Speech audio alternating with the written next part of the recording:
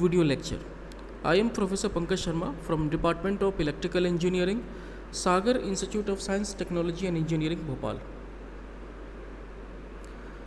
Here is the outline of lecture. हम इस video lecture में क्या क्या पढ़ने वाले हैं उसके बारे में हमने एक आउटलाइन बनाया हुआ है पहले से. ये इंट्रोडक्शन ऑफ नेटवर्क एनालिसिस जिसके साथ हम शुरुआत करेंगे. उसके बाद सबसे important ohm's law, then after classification of elements and उसकी डिटेलिंग. पहला सवाल जो आता है एक बच्चे के मन में नेटवर्क एनालिसिस पढ़ते वक्त कि sir role of network analysis in electrical engineering क्या है. तो नेटवर्क एनालिसिस का रोल इलेक्ट्रिकल इंजीनियरिंग में बिल्कुल वैसा ही है जैसा कि एक हार्ट का रोल हमारे बॉडी के लिए है जो कि पंप करता है खून और एनर्जी. वैसे ही नेटवर्क एनालिसिस का रोल पावर सिस्टम में है, वो हार्ट के रूप में काम करता है. कोई भी रिस्पॉन्स हो, कोई भी एनालिसिस हो, नेटवर्क एनालिसिस के माध्यम से ही हम इसका पता लगाते हैं. आपके सामने एक तस्वीर है, single line representation of A typical power system. इस पावर सिस्टम डायग्राम में इसके किसी भी कंपोनेंट में इसके किसी भी पॉइंट में अगर मुझे रेस्पॉन्स का पता लगाना है, रेस्पॉन्स मतलब करंट की वैल्यू कितनी है, वोल्टेज की वैल्यू कितनी है, इनके बीच में फेजर एंगल कितना है, ये पता अगर लगाना है तो पता लगाने का टूल जो मैथमेटिकल कैलकुलेशंस हम करेंगे वो नेटवर्क एनालिसिस के थ्रू ही करेंगे. It gives you basic tool to diagnose health of power system. It enables you to find a response of a particular element. Application of entire electrical engineering is made possible by thorough knowledge of network analysis. जब तक network analysis का thorough knowledge नहीं होगा, electrical engineering के बाकी subjects जो third semester से start होने वाले हैं, फॉर एग्जांपल जो सब्जेक्ट हैं पावर सिस्टम बहुत वास्ट सब्जेक्ट है. पावर सिस्टम 1, पावर सिस्टम 2, उसके बाद पावर सिस्टम आप आगे भी पढ़ेंगे. पावर सिस्टम में जनरेशन पढ़ेंगे, उसकी इकोनॉमिक्स पढ़ेंगे. ये सब्जेक्ट हम तभी से अच्छे से पढ़ पाएंगे जब नेटवर्क एनालिसिस हमें अच्छे से आता हो, कोई भी नेटवर्क सॉल्व करना आता हो. सॉल्व करने का मतलब है हम उस नेटवर्क में कोई भी पैरामीटर के अक्रॉस रेस्पॉन्स निकाल सकें. करंट कितना है, वोल्टेज कितना है, फॉल्ट लेवल क्या होता है, फॉल्ट लेवल को हम ठीक कैसे करते हैं. तो ये सारा कुछ टूल्स जो आएगा हमारे पास काम करने का, जो हमारे पास हथियार जो आएगा वो कौन देगा, नेटवर्क एनालिसिस देगा. अब आते हैं most important ohm's law. Ohm's law जो कि साइंटिस्ट ओम के सम्मान में रखा गया ओम्स लॉ का एक तस्वीर आपके सामने दिख रहा होगा. वोल्टेज बढ़ाया है हमने, वोल्टेज बढ़ता हुआ दिख रहा है आपको, और करंट का भी चेंज होना आपको दिख रहा होगा. किसी भी कंडक्टर के अक्रॉस वोल्टेज हम बढ़ाते हैं तो करंट उसके अनुपात में चेंज होता है. आप देखें यहाँ से V is directly proportional to current. Sign of proportionality हमने हटाया तो V इक्वल टू IR हुआ. R is your constant of proportionality. यहाँ पर हम उसको रेजिस्टेंस नाम दिया हमने. R की unit ohms is equal to V volts divided by I current amperes में. Ohm's law states that the current I flowing through a conductor is directly proportional to the potential difference V across the ends of the conductor, provided physical conditions of the conductors such as temperature, mechanical strain etc. are kept constant. जब भी interview में Ohm's law पूछा जाता है, UPSC के level तक में भी ओम्स लॉ पूछा जाता है, बच्चे कहाँ गलती कर देते हैं, ये जो फिजिकल कंडीशंस का डिस्कशन है वो करना भूल जाते हैं. फिजिकल कंडीशंस बताना बहुत ज़रूरी है कि physical conditions of the conductors such as temperature, mechanical strain, humidity, ये सब कांस्टेंट रखा जाता है, तब जाके ये लॉ वैलिड है, अन्यथा वैलिड नहीं होगा. ओम्स ट्रायंगल के बारे में बात करें. ओम्स ट्रायंगल क्या होता है? सबसे पहले ओम्स ट्रायंगल के बारे में बात करें, फिर उसके बाद कर्व के बारे में हम बात करेंगे. This is your the first figure which is in triangle. आपको दिख रहा होगा V को हमने घेरा लगाया हुआ है. वी को हमने घेरा लगाया हुआ है, आप देख लीजिए।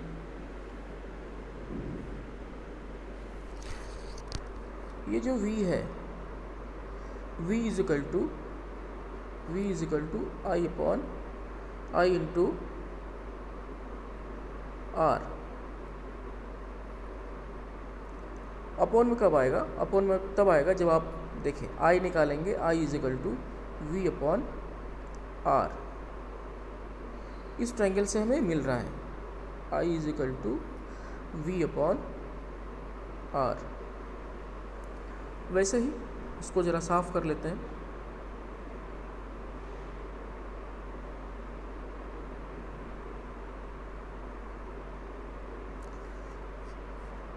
अब अगर r की वैल्यू निकालनी है तो r is equal to V upon I. इस ट्रायंगल से बहुत ही आसानी से निकल सकता है। इस ट्रायंगल को बस आपको दिमाग में रखना है। अब आते हैं कर्व। इन दोनों कर्व से आपको इंटरव्यू में हमेशा सवाल पूछे जाते हैं कि जो ओमिक डिवाइसेस हैं या फिर नॉन ओमिक डिवाइसेस हैं। ओमिक डिवाइसेस मतलब वो डिवाइस जो ओम के लॉ को फॉलो करते हैं, और नॉन से पता चल रहा है कि जो फॉलो नहीं करते ओम्स लॉ को। जो ओमिक डिवाइसेस हैं, पहला वाला जो फिगर आपको दिख रहा है वो कैसा होता है? वो सिमेट्रिकल होता है एक्स एंड वाई एक्सिस के अक्रॉस, यानी एंगल कितना बनाता है? वो एंगल बनाता है 45 डिग्री का। ये एक स्ट्रेट लाइन है, आप देख सकते हैं। जो ओम्स लॉ है, जो डिवाइसेस ओम्स लॉ फॉलो करते हैं, वो उसका कैरेक्टरिस्टिक बिल्कुल लीनियर होता है, ये देखिए। पर जो डिवाइसेस ओम्स लॉ को फॉलो नहीं करते हैं, उसकी कैरेक्टरिस्टिक इस तरह से स्ट्रेट लाइन ओरिजिन से पास होती हुई नहीं होगी। वो कैसा होगा? झुकता हुआ होगा। आप देख सकते हैं दूसरे वाले डायग्राम में, वो इस डायग्राम में ये ऐसे ना जाकर वो ऐसे जा रहा है। तो this is your Ohm's law based Ohm's triangle and curve. Now let's go for classification of elements. Classification of elements में हम देखेंगे कि किस तरह से broadly हमने सर्किट एलिमेंट्स को क्लासीफाई किया है। सबसे पहले सर्किट एलिमेंट्स को हमने दो बड़े बड़े हिस्सों में बांटा है। पहले है सोर्सेस, क्लासिफिकेशन ऑफ सोर्सेस। दूसरा है classification of circuit elements. Source मतलब क्या हुआ? Which is giving something. जब हम इलेक्ट्रिकल इंजीनियरिंग की बात कर रहे हैं तो यहाँ पर समथिंग क्या होगा? वो एनर्जी होगा।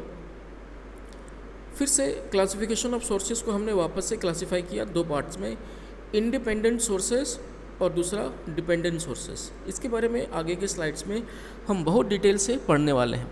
सबसे पहले देख लेते हैं कि इंडिपेंडेंट सोर्सेज में और कितने कैटेगरीज हैं, कितने क्लासिफिकेशन हुए हैं। पहला आइडियल वोल्टेज सोर्स। आइडियल मतलब क्या होता है? जिसमें कोई लॉसेस नहीं होता। आइडियल मतलब क्या होता है? जिसमें लॉसेस नहीं होता। Practical voltage source, practical source voltage source, उसके बाद आइडियल करंट सोर्स, उसके बाद प्रैक्टिकल करंट सोर्स। आगे के स्लाइड्स में हम इसको डिटेल से पढ़ने वाले हैं। अब आते हैं डिपेंडेंट सोर्सेज में। डिपेंडेंट सोर्सेज में क्या क्या है? डिपेंडेंट सोर्सेज में वापस से 4 क्लासिफिकेशन है। VCVS, voltage controlled voltage source. ध्यान से सुनिए, वोल्टेज कंट्रोल्ड वोल्टेज सोर्स मतलब ये कौन सा सोर्स है? ये है वोल्टेज सोर्स, पर इसको कंट्रोल कौन सा कर रहा है? इसको कंट्रोल कर रहा है वोल्टेज।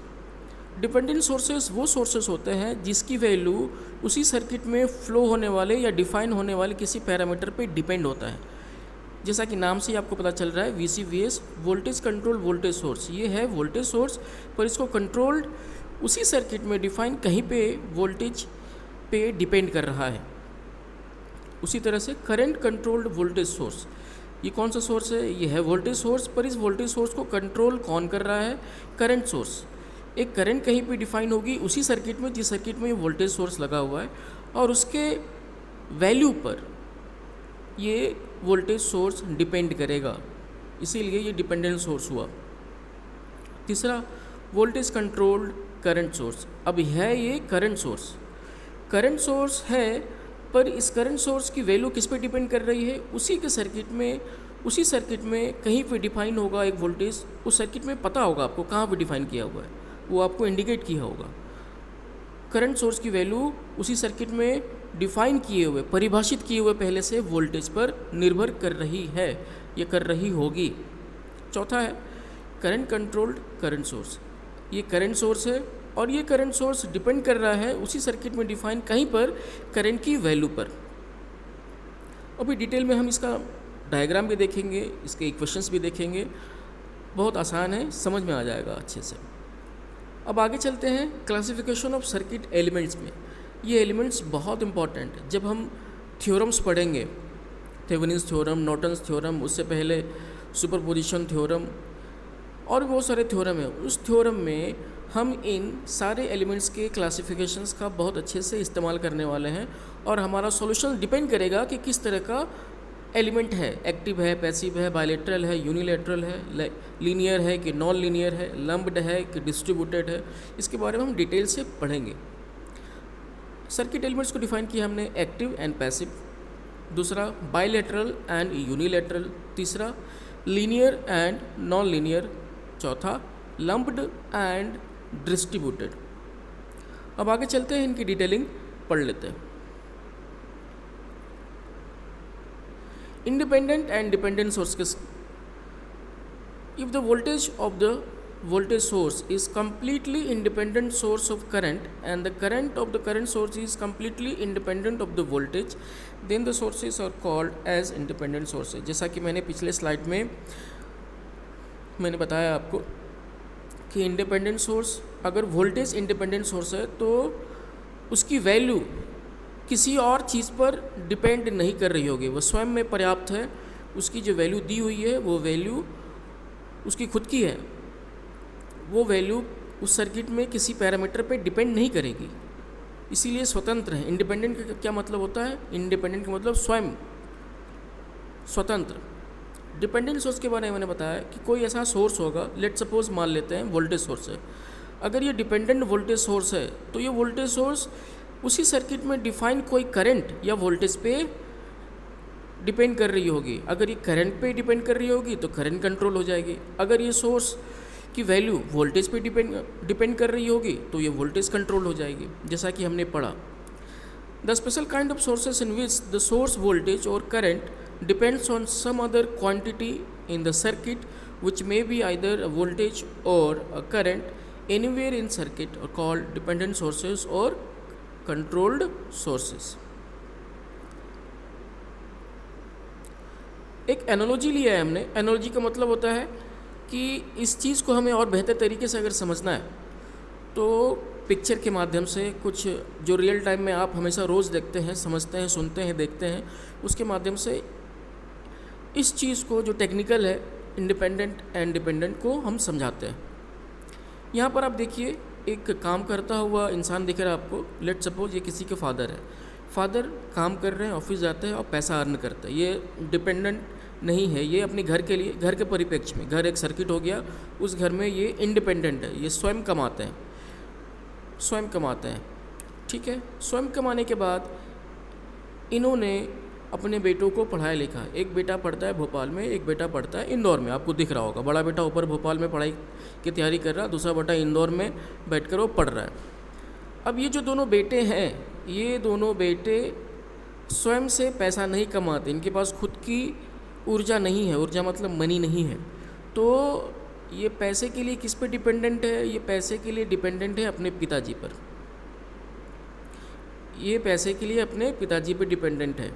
तो पिताजी इनको पैसा भेजते हैं बैंक के माध्यम से, तो बैंक में कुछ लॉसेस भी होता है। लॉसेस के बारे में हम क्या बता रहे हैं? लॉसेस मतलब अगर पिताजी ने अपने बड़े बेटे जो कि भोपाल में रहता है 10,000 रुपया भेजा तो बैंक ने ट्रांजैक्शन चार्ज 50 रुपया काट लिया। ये प्रैक्टिकल है। प्रैक्टिकल में लॉसेस इंक्लूड होते हैं, थोड़ा सा लॉस तो होगा। कोई भी सिस्टम यहाँ पर प्रैक्टिकली लॉसलेस नहीं होता। ये 50 रुपया हो सकता है, 20 रुपया हो सकता है, 10 रुपया हो सकता है, 1 रुपया हो सकता है, 50 पैसा हो सकता है, पर ये परफेक्टली लॉसलेस नहीं होगा। कुछ न कुछ ट्रांसमिशन में, कुछ न कुछ पैसे चैनलिंग में खर्च होगा और पूरा का पूरा पैसा वहाँ तक नहीं पहुँचेगा। वैसे ही इन्होंने अगर अपने दूसरे बेटे को भी 10,000 रुपये भेजा बैंक के थ्रू, बैंक के थ्रू अगर नहीं भेज रहे हैं और किसी दूसरे पेमेंट चैनल के माध्यम से भेज रहे हैं, तो पेमेंट चैनल के लिए भी आपने कहीं ना कहीं पैसा पे किया होगा, सालाना या फिर मंथली इंटरनेट चार्ज लगाया होगा, तो यहाँ पर भी लॉसेस हो रहे हैं भेजने के दौरान। तो ये प्रैक्टिकल सोर्स हो गया। प्रैक्टिकल सोर्सेस में, प्रैक्टिकल सिस्टम में हमेशा लॉसेस मौजूद होते हैं। अब लॉस हमेशा हम चाहते हैं कि कम करें। अगर लॉस कम नहीं होगा तो फिर हमें फिर वो आउटपुट वैसा नहीं मिलेगा जैसा हमें चाहिए। अब मान लो हमने 10,000 भेजा और बैंक ने 8,000 रुपये रख लिया और बेटे के पास 2,000 पहुंचा, तो क्या ऐसा सिस्टम चाहिए हमें को? हमें ऐसा सिस्टम नहीं चाहिए। पिताजी ने अगर 10,000 मेरे खर्चे के लिए भेजा है महीने के लिए, तो मेरे पास भैया 9,500 पहुँच जाए ठीक है, चलेगा, 500 तक चलेगा। लेकिन ऐसा नहीं कि 10,000 में से आपने 8,000 रख लिया, मुझे 2,000 दिया, इतना लॉस नहीं चलेगा। फिर हम क्या करेंगे, इस बैंक सिस्टम से बात करेंगे, बैंक सिस्टम को हटाएंगे, अपना हम रास्ता कुछ नया निकालेंगे, लॉसेस कम हो, ट्रांसमिशन में लॉसेस कम हो। यहाँ पर दिखाया हमने, आप देखिए, ये सोर्स है, ये मीडियम है, और ये दोनों भाई कंज्यूमर है और पैसिव है, पैसिव एलिमेंट है। पैसिव एलिमेंट कैसा होता है? पैसिव एलिमेंट जो कंज्यूम करता है, जहाँ पर एनर्जी कंज्यूम होती है, ये एनर्जी का उत्पादन नहीं कर रहा। हो सकता है कल को ये बन जाए, ये तो घर के रूप में ऐसा एग्जांपल चलेगा, पर जो पैसिव एलिमेंट हमारे नेटवर्क एनालिसिस में हम पढ़ेंगे, फॉर एग्जांपल रजिस्टर, रजिस्टर हमेशा कंज्यूम करेगा। और सोर्स में कौन सा हो जाएगा? सोर्स में वोल्टेज सोर्स हो जाएगा। मीडियम क्या होगी? मीडियम हो जाएगी वायर, ट्रांसमिशन लाइन। वायर में, ट्रांसमिशन लाइन में हमेशा लॉसेस होगा।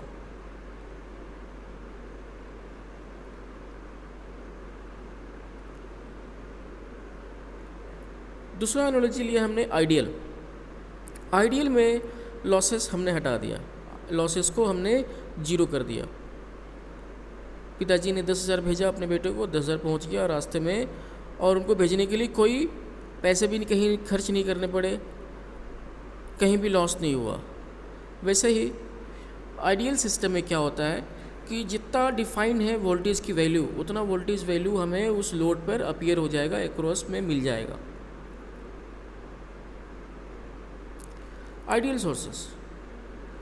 An ideal voltage source is one which delivers energy to the load at a constant terminal voltage, irrespective of the current drawn by the load. जैसा कि अभी हमने पढ़ा, an ideal current source is one which delivers energy with a constant current to the load, irrespective of the terminal voltage across the load.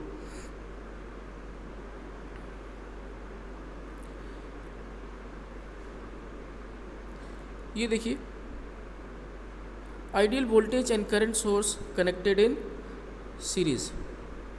ये series में connect किया है हमने, आप देख लीजिए इसको। ये दोनों वोल्टेज सोर्स सीरीज़ में है। The equivalent single ideal voltage is given by V = V1 + V2। आप देख लीजिए, यहाँ पे हमने दोनों को ऐड कर दिया, चूँकि ये सीरीज़ में थे तो हमने यहाँ पर दोनों को ऐड कर दिया। ये दोनों वोल्टेज सोर्स सीरीज में लगे हैं, आप देख लीजिए। तो हमने इस पूरे डायग्राम का समतुल्य इक्विवेलेंट डायग्राम ले लिया V, जो कि इसमें हमने V1 और V2 को ऐड कर दिया। V1 + V2 = V, आप देख सकते हैं। वैसे ही आप यहाँ भी देख सकते हैं कि करंट सोर्स यहाँ पर सीरीज़ में लगे हैं। Current sources in series must be same value and direction. यहाँ पर हमने देखा I1 = I2 = I।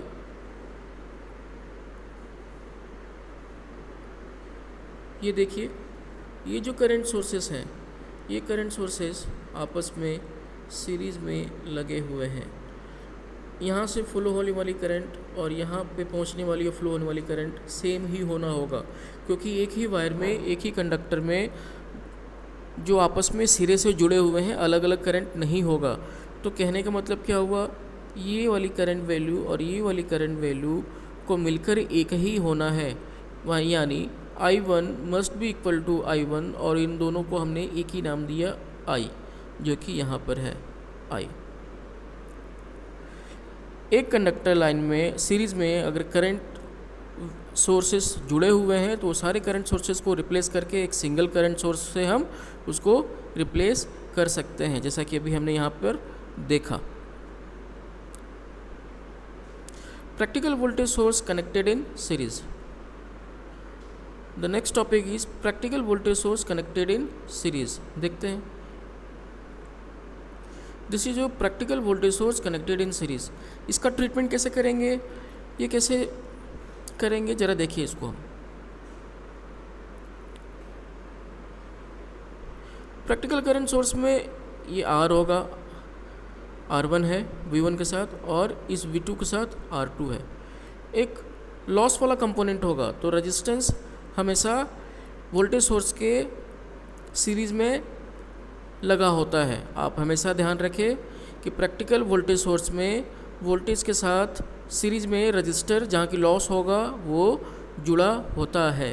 अब इससे पहले हमने क्या पढ़ा, सीरीज़ में अगर वोल्टेज है तो हमने क्या करना है, सीरीज़ में अगर वोल्टेज है तो हमने उसको V1 प्लस V2 कर देना है, और इज इक्वल टू ये एक सिंगल वोल्टेज सोर्स भी हो गया। अब सीरीज़ में रजिस्टर आपने पढ़ा होगा BEE में, सीरीज़ में रजिस्टर है तो इसका इन दोनों रजिस्टर R1 और R2 को हटाकर एक सिंगल रजिस्टर R हम लिख सकते हैं। कैसे, R is equal to R1 plus R2, जो कि ये है, आप देख लीजिए, और वोल्टेज ये है, आप देख लीजिए।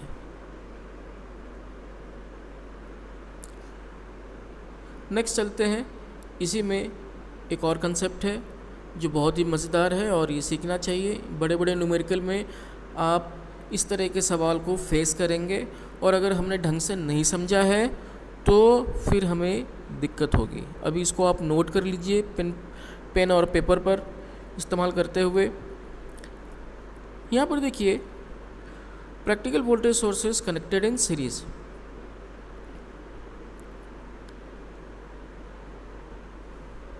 ये एग्जांपल लिया हमने सोर्स ट्रांसफॉर्मेशन से। ये करंट सोर्स है, अभी आप इसको समझ लीजिए। आगे के स्लाइड्स में डिटेल में हम लोग पढ़ेंगे सोर्स ट्रांसफॉर्मेशन, करंट सोर्स से वोल्टेज सोर्स और वोल्टेज सोर्स से वापस से करंट सोर्स, ओम्स लॉ को फॉलो करते हुए, इस तरह से कि उनके अंदर जो इंटरनल रेजिस्टेंस लगा हुआ है वो चेंज नहीं होगा, सिर्फ वैल्यू चेंज होगी करंट की और वोल्टेज की।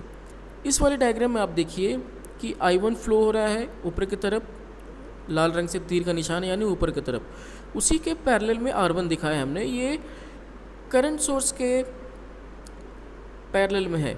अभी हम इसको चेंज करेंगे वोल्टेज सोर्स में। वोल्टेज सोर्स में चेंज करेंगे तो जो रजिस्टर R1 होगा वोल्टेज सोर्स के सीरीज में होगा। अभी आप देख लीजिए, इसको हमने इस तरह से चेंज कर दिया। चेंज करने का तरीका आगे की डिटेल्स में पढ़ेंगे हमने, अभी बस आप यहाँ से ध्यान देना शुरू कीजिए। तो ये इस तरह से एक वोल्टेज सोर्स ये हो गया जहाँ पर V1 और V2 आपस में सीरीज़ में है with their internal resistance given. आप देख रहे हैं V1 के साथ R1 दिया हुआ है और V2 के साथ R2 दिया हुआ है। तो जैसा हमने पहले किया वैसा ही कर लेंगे। सीरीज में वोल्टेज है तो हमने इसको ऐड कर लिया। ऐड करके कैसा किया, ऐड करके हमने किया इसको V1 प्लस V2, ये इसके बराबर, और रेजिस्टेंस भी सीरीज़ में है तो हमने इसको ऐड कर लिया। कैसे ऐड किया हमने इसको, R is equal to R1 plus R2। बहुत ही आसान है। अब वापस से इस वोल्टेज सोर्स को हमने करंट सोर्स में चेंज कर लिया। कैसे चेंज किया, इसको आगे के स्लाइड्स में हम डिटेल में पढ़ेंगे। अभी आप इसको नोट कर लीजिए, ये वाला पोर्शन और ये वाला पोर्शन आगे के स्लाइड में हम डिटेल्स में पढ़ने वाले हैं। अभी जो आपके काम का था वो सिर्फ ये वाला था। ये एग्जांपल मैंने जानबूझकर लिया ताकि ये एग्जांपल बार बार मैं आपके सामने कोट कर सकूं। ओके,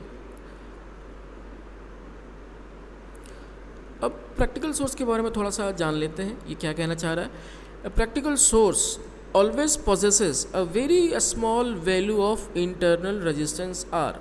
मैंने कहा था अभी आपको कि प्रैक्टिकल सिस्टम में लॉस एलिमेंट हमेशा होता है, बहुत छोटा सा भी होगा लेकिन होगा। प्रैक्टिकली एक सिस्टम में हमेशा लॉस एग्जिस्ट करती है। अगर उसी प्रैक्टिकल सिस्टम को आइडियल बनाना है तो उस लॉस वाले एलिमेंट को जीरो कर दें हम, तो हो जाएगा ideal. The internal resistance of A voltage source is always connected in series with it, ये हमने देख लिया अभी। And for a current source it is always connected in parallel with it, ये इंटरव्यू में हमेशा पूछा जाता है और हो सकता है मैं ही एग्ज़ाम लूँ इसके बाद तो पूछ लूँ या कोई और भी पूछ सकता है। ये वाले एग्जाम्पल्स बहुत इम्पॉर्टेंट है, ये वाला आप नोट कर लें, वेरी वेरी इंपॉर्टेंट, मैं स्टार मार्क लगा रहा हूँ, this is very important.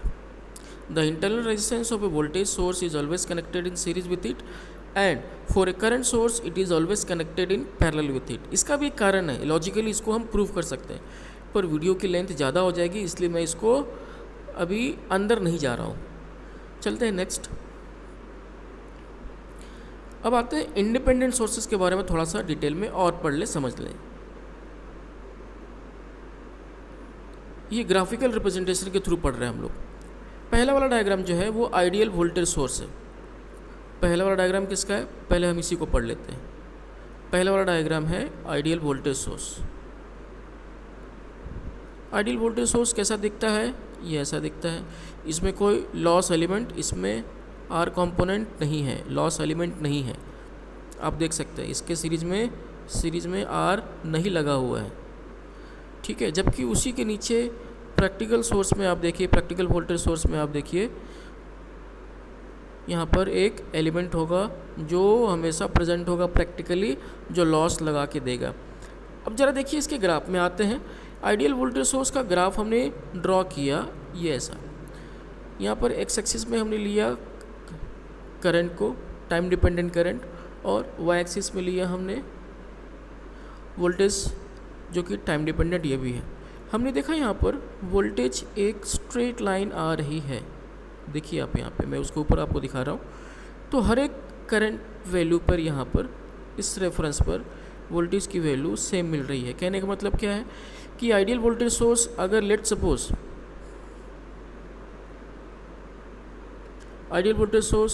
Suppose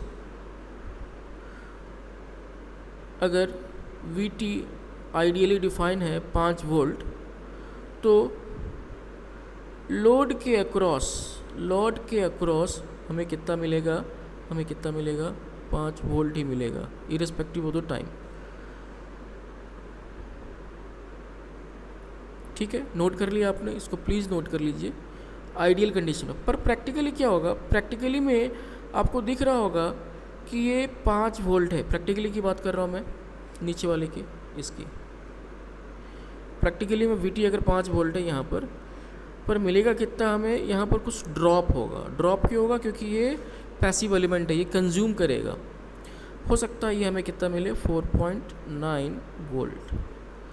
तो कैलकुलेशन में आगे की, इसके आगे की जो कैलकुलेशन करनी होगी हमें, उसमें वोल्टेज की वैल्यू कितनी लेनी होगी हमें करेक्शन के लिए, अच्छे से सिस्टम के बारे में एनालाइज कर सके, 4.9।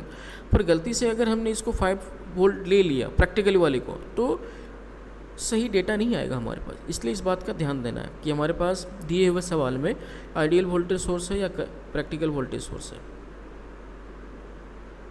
Next, ideal current source. बच्चों देखिए यहाँ पे आइडियल करंट सोर्स आपको दिख रहा होगा, यहाँ पे आइडियल करंट सोर्स दिख रहा होगा आपको यहाँ पे। इसमें पहले वाले डायग्राम में देखिए, पहले वाले डायग्राम में यहाँ पर इसके पैरेलल में कोई भी एलिमेंट नहीं है, इसके पैरेलल में कोई भी एलिमेंट नहीं है। जबकि प्रैक्टिकल वाले में यहाँ पर आके देखिए, इसके पैरेलल में एक एलिमेंट है जो कि लॉस निकाल कर देगा, ठीक है। इसका कैरेक्टरिस्टिक ड्रॉ किया हमने। कैरेक्टरिस्टिक मतलब वोल्टेज करंट रिलेशनशिप। कैरेक्टरिस्टिक का क्या मतलब होता है, यहाँ हमारे इलेक्ट्रिकल इंजीनियरिंग में वोल्टेज करंट का आपस में संबंध कैसा है, रिलेशनशिप कैसा है, संबंध सामाजिक संबंध नहीं, इलेक्ट्रिकल संबंध कैसा है। यहाँ पे हमने ड्रॉ किया एक्स एक्सिस पे वोल्टेज जो कि टाइम डिपेंडेंट है, वाई एक्सिस पे करंट जो कि ये भी टाइम डिपेंडेंट है। तो करंट की वैल्यू जो हमें मिल रही है वो एक कांस्टेंट मिल रही है, लॉस नहीं है। अगर लॉस होता तो ये कैसा होता, ये यहाँ से ड्रॉप जो कि इस वाले डायग्राम में दिख रहा है।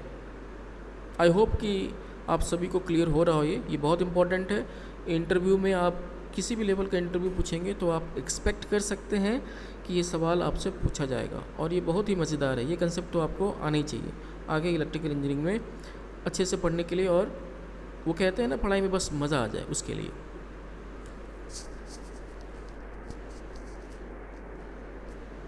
डिपेंडेंट सोर्सेस, डिपेंडेंट सोर्सेस का एक डायग्राम है, आप देख लीजिए इसको। सर्किट सिंबल है, पहला वाला है, मैं आपको अच्छे से समझा देता हूँ। मैं एक ब्रश ले लूँ, यस। पहला वाला है वोल्टेज कंट्रोल्ड वोल्टेज सोर्स, ये अभी हमने पढ़ा। ये है वोल्टेज सोर्स, ये जो डायमंड शेप का चीज़ दिख रहा है आपको, वोल्टेज सोर्स को डायमंड शेप से दिखाते हैं और इसके अंदर प्लस माइनस का सिंबल डालते हैं। फिर से सुन लीजिए, डिपेंडेंट सोर्स चाहे वो वोल्टेज सोर्स हो या करंट सोर्स हो, उसको डायमंड सोर्स से हम दिखाते हैं, डायमंड शेप से दिखाते हैं, और वोल्टेज सोर्स अगर है तो प्लस माइनस दिखाते हैं एज पर द पोलैरिटी, और अगर वो करंट सोर्स है तो हम उसके अंदर में एरो लगा देते हैं। एरो आपको दिख रहा होगा यहाँ पे, क्लियर है। फिर से बता दूँ, डिपेंडेंट सोर्स अगर है तो डायमंड शेप हम लेते हैं उसके सिंबल के लिए, इंडिपेंडेंट के लिए गोल लेते हैं सर्किल, इंडिपेंडेंट के लिए स्वतंत्र वाले के लिए, और जो डिपेंडेंट है जो निर्भर करता है सर्किट के किसी दूसरे पैरामीटर पे, रेस्पॉन्स पे, उसके लिए हम डायमंड शेप में लेते हैं। ये डायमंड शेप है, इसको हमने यहाँ पर डायमंड शेप बोला है। आप इसको चौकोर भी बोल सकते हैं, अपने हिसाब से इसको समझ लीजिए, बहुत आसान है ये। तो फिर क्या किया हमने यहाँ पर देखिए, यहाँ पे वोल्टेज कंट्रोल वोल्टेज सोर्स है, तो ये वोल्टेज सोर्स बना दिया। ये कंट्रोलिंग किस पे हो रही है, इसकी कंट्रोलिंग हो रही है V1 पे, तो यहाँ पर V1 दिया हुआ है, इसके डिफाइनिंग पैरामीटर पे V1 दिया हुआ है। V1 कहाँ डिफाइन है, इसी सर्किट में कहीं पर ये V1 डिफाइन है, यहाँ पर डिफाइन है, आपको दिख रहा होगा, ठीक है, क्लियर है।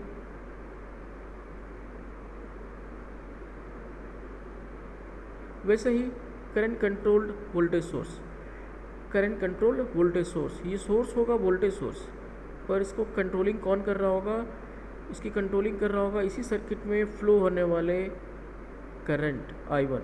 देखिए इसके पैरामीटर में ये I1 दिया हुआ है। वैसे ही voltage controlled current source, voltage controlled current source, ये सोर्स कौन सा होगा, ये सोर्स होगा करंट की, और करंट ये हमने डायमंड बनाया और तीर का निशान ऊपर की तरफ इसलिए बनाया क्योंकि ये पोलैरिटी इस तरह से है। देखिए पोलैरिटी ऊपर की तरफ है, माइनस नीचे और ऊपर प्लस, तो तीर का निशान हमेशा जो तीर का हेड होगा, सर होगा, वो प्लस की तरफ होगा, जैसा कि हमने यहाँ पर बनाया है। और चूँकि ये करंट सोर्स वोल्टेज डिपेंडेंट है, वोल्टेज कंट्रोल करंट सोर्स है, तो ये देखिए ये जो वोल्टेज वाला एलिमेंट है यहाँ हमने लिखा है, और ये डिफाइन कहाँ पर है, ये यहाँ पर डिफाइन है, आपको दिख रहा होगा। Okay, very good. This is very easy. Once you understand, you will be able to find the relationship between this and the constant unit. वो आगे हम पढ़ेंगे। ये है करंट कंट्रोल्ड करंट सोर्स, ये करंट सोर्स है, इसकी कंट्रोलिंग भी करंट कर रहा है। कौन सा करंट, सर्किट में, इस सर्किट में फ्लो होने वाले करंट। ये करंट कहाँ फ्लो हो रहा है, ये करंट यहाँ फ्लो हो रहा है, आप देखिए, ध्यान से देखिए, ये करंट यहाँ पर फ्लो हो रहा है, ये I1 यहाँ पर आया है, ठीक है। This is your current controlled current source. Okay, moving to next slide number. Active element की बात कर ले वापस से डिटेल में। These are the elements of a circuit which possess energy of their own and can impart it to other element of the circuit. जैसे घर, अगर घर का एग्जांपल अगर ले, घर को अगर हम सर्किट माने, तो एक्टिव एलिमेंट ऑफ घर कौन होगा, जो नौकरी कर रहे हैं आपके, जनरली आपके पिताजी, ये बड़े भैया जो TCS में प्लेस्ड हो गए हैं सिस्टेक से पढ़ के, वो। Active elements are of two types. Active elements हमारे पास दो तरह के हैं, कृपया करके देख लेते हैं इसको, कौन कौन से हैं। वोल्टेज सोर्सेस हो गए और करंट सोर्सेस हो गए, बहुत बढ़िया। तो हमने इसको समझने के लिए ये एक एनालॉजी लिया है, प्लीज़ देखिए एनालॉजी क्या कहता है। The ultimate active source of the planet Earth is your sun. The ultimate active source of this planet Earth is your sun. Sun क्या करता है? Sun is the source of all energy.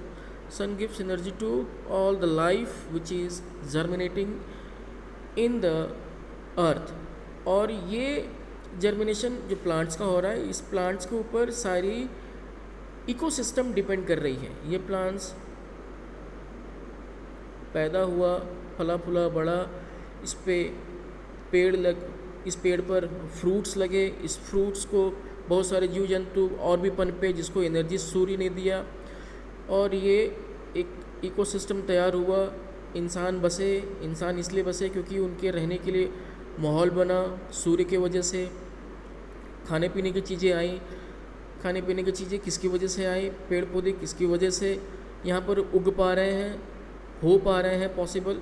Ultimate source of energy sun. Sun ही सबको energy दे रहा है. पेड़ पौधे अपना खाना कैसे बनाते हैं? फोटोसिंथेसिस से, आपको पता है. और हम पेड़ पौधे पे ही निर्भर है. अगर पेड़ पौधे ना रहें तो आपको पता है कि हम थोड़े समय भी जी नहीं पाएंगे. कोरोना काल ने भी हमें बहुत कुछ समझाया है कि प्रकृति की रक्षा करना और इसको और अच्छे से सहेज के रखना कितना ज़रूरी है. मैं ये एग्जांपल दे रहा हूँ आपको. Active source and passive source. ये फल किसने खाया? ये फल एक बच्चे ने खाया. जो कंज्यूमर है, ये कंज्यूमर पैसिव हो गया. This is consuming energy. ये पेड़ पार्टली पैसिव है और पार्टली एक्टिव है. ये जब तक इसके पास ऊर्जा नहीं होगी, एक दूसरों को दे नहीं पाएगा. कुछ समय के लिए ये ऊर्जा, फल, कार्बोहाइड्रेट्स अपने आप में समाहित करेगी सूर्य की मदद से, और समाहित करने के बाद, स्टोर करने के बाद किसको देगी? इंसानों को देगी. अपने इकोसिस्टम में जो कंज्यूमर्स है उसको देगी. तो ये एग्जांपल हो गया किसका? इंडक्टर का और कैपेसिटर का. इंडक्टर और कैपेसिटर भी बिल्कुल वैसा ही करते हैं. ये हाफ साइकिल तक खुद को स्टोर करते हैं, फिर दूसरा हाफ साइकिल में ये रिलीज़ करते हैं. ठीक है. दूसरा हाफ साइकिल में क्या करते हैं? ये रिलीज़ करते हैं. Capacitor and inductor L. आप कृपया करके इसको नोट कर लीजिए. और इंसान क्या करता है? इंसान द अल्टीमेट कंज्यूमर. इसके पास दिमाग है, ये चीज़ों को अपने सहूलियत के हिसाब से बनाता है और एनर्जी कंज्यूम करता है. डायरेक्टली एनर्जी इसको सन से तो मिल ही रही है अपने भरण पोषण के लिए, पर सबसे ज़्यादा डिपेंडेंट ये पेड़ पौधे पर है. और पेड़ पौधे से होने वाले दूसरे चीज़ों को जो ये अपने जीविकोपार्जन के लिए इस्तेमाल करता है, उस पर भी ये डिपेंडेंट है.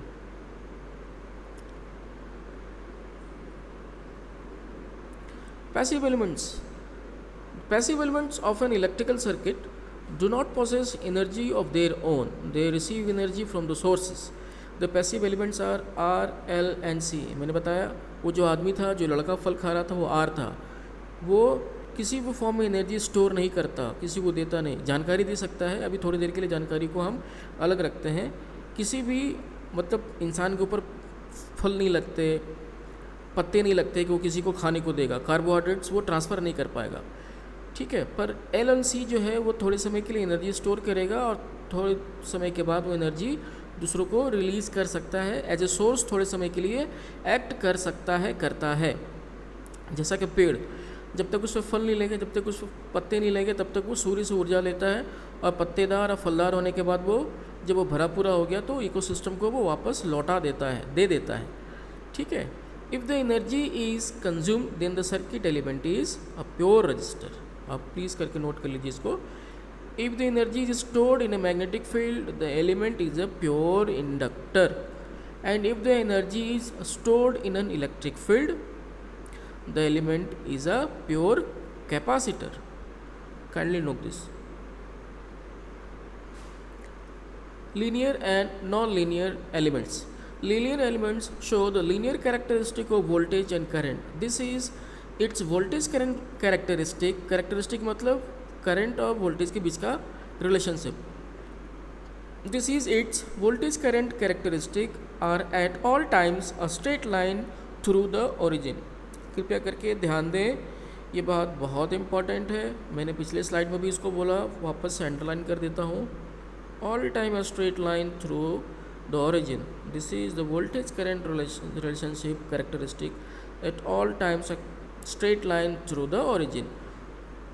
ठीक है. For example, the current passing through a resistor is proportional to the voltage applied through it, and the relation is expressed as V proportional to I or V is equal to IR.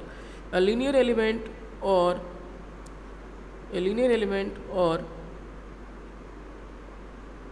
network is one which satisfy the principle of superposition. Superposition क्या होता है? That is the principle of homogeneity and additivity. ये हम detail में आगे के slides में पढ़ेंगे.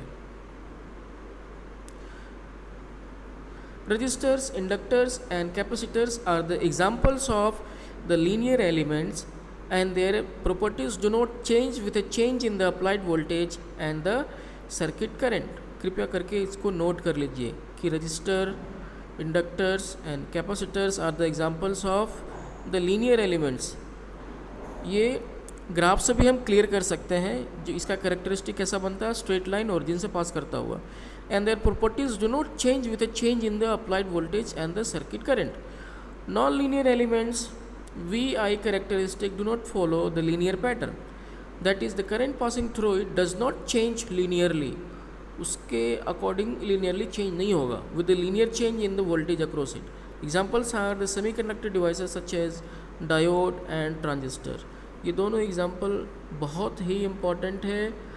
ये एग्ज़ाम में हमेशा आता है. ऑब्जेक्टिव एग्ज़ाम, कोई भी एग्ज़ाम हो, ऑब्जेक्टिव बेस्ड, SSC, गेट, इसमें ये आने की पूरी संभावना होती है.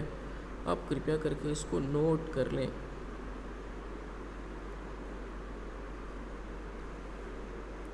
Bilateral and unilateral elements. Lateral का मतलब यहाँ पर बच्चों ये है किस रास्ते.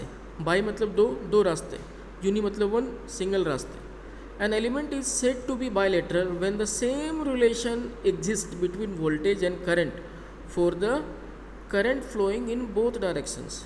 किसी एलिमेंट के थ्रू करंट को हमने पहले लेफ़्ट टू राइट फ्लो करके देख लिया और राइट टू लेफ़्ट फ्लो करके देख लिया.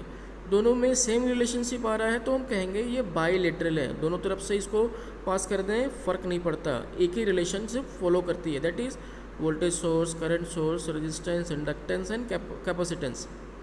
The circuit containing them are called bilateral circuit. और ये जिस सर्किट में होंगे उस सर्किट को बायलेटरल सर्किट्स कहेंगे. अब आते हैं unilateral. An element is said to be unilateral when the same relation does not exist between voltage and current when current flowing in both directions. The circuits containing them are called unilateral circuits. Vacuum diodes, silicon diodes, selenium rectifiers, etc. diodes जो कि एक ही तरफ से current को allow करता है flow करने के लिए. लेफ़्ट टू राइट किया और राइट टू लेफ़्ट किया तो आपको सिर्फ एक ही रास्ता मिलेगा जिससे वो करंट को अलाउ करेगा, एक से वो ब्लॉक कर देगा, एक से वो स्विच की तरफ बंद हो जाएगा.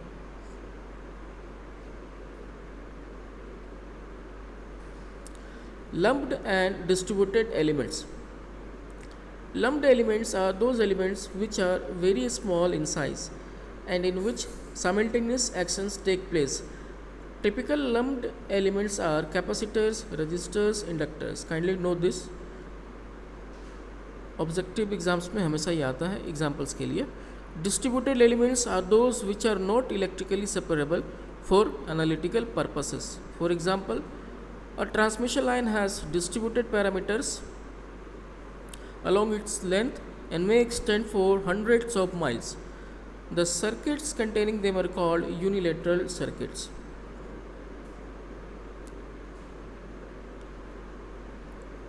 लम्प्ड मतलब होता है कि किसी एक खास जगह पे लम्प्ड, जिस पॉइंट पे आपको दिख रहा है उसी पॉइंट पर वो वैल्यू डिफाइन है. बाकी डिस्ट्रीब्यूटेड मतलब उसके पूरे पाथ में डिस्ट्रीब्यूटेड है. इस तरह से इसको आप समझ सकते हैं. This was the first video lecture. कोई भी डाउट हो तो प्लीज़ आप स्लाइड नंबर लेके आप पूछ सकते हैं. और ये सिर्फ इंट्रोडक्शन पार्ट था. Will do a lot of great work, detailed work in coming video lectures. Till then, thank you so much.